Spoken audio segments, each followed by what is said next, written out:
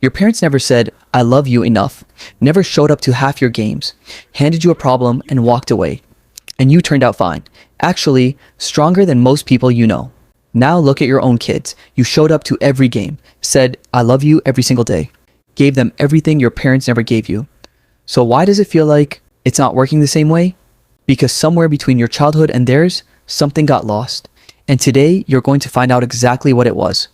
This video is about Gen X parents, the ones who raise kids with no helicopter parenting, no emotional check-ins, no participation trophies, and the hidden psychology behind why that style produced some of the toughest adults alive today. And what happens when you stop doing it? If that question is sitting in your chest right now, stay with me. Psychologists have a name for this parenting style. They call it authoritative neglect. Sounds like a problem. But here's what decades of child development research consistently shows. Kids raised with high independence and low emotional coddling grow into adults with stronger resilience, sharper problem solving, and better emotional control than almost anyone else.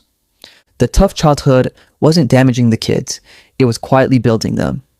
In the next few minutes, you'll understand exactly why your parents parented the way they did, what it did to your brain, and what the generation after you is missing without even knowing it. Gen X parents didn't choose to be tough. Life made that choice first. They grew up in the 70s and 80s.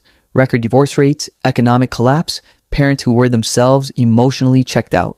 They were latchkey kids, came home to empty houses, made their own food, solved their own problems. Nobody was coming. So when they became parents, they passed down the only thing they knew actually worked. Not warmth, not words, strength through environment. Every time they walked away from your problem, they were saying something they didn't have the words for. They were saying, "I know you can handle this," and you did. But what that actually did inside your brain, that's where the story gets real. When a child faces stress and no one immediately removes it, the brain does something extraordinary. It adapts, it hardens, it grows. Experts call it stress inoculation.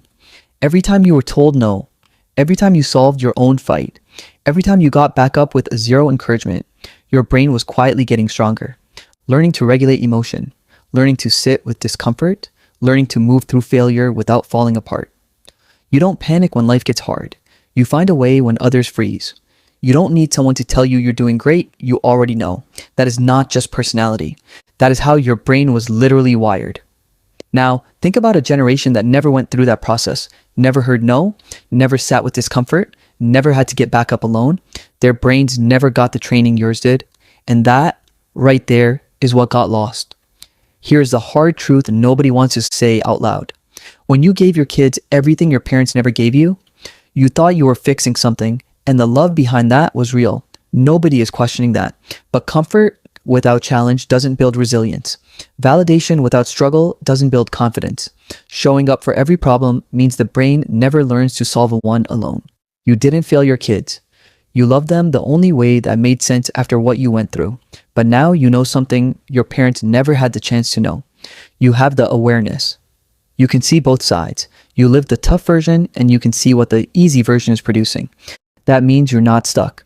That means you can still change the equation. Your parents gave you armor. Now you get to decide. Are you going to pass it down? Comment right now. Do you think your Gen X upbringing made you stronger, or did it cost you something too? Type stronger, cost, or both. If you have someone in your life who is still trying to figure out why they are the way they are, send them this video. It might answer a question they have been carrying for years. And if this one hit home, the next video goes even deeper into how your childhood is still quietly running your adult life today. You will want to see it.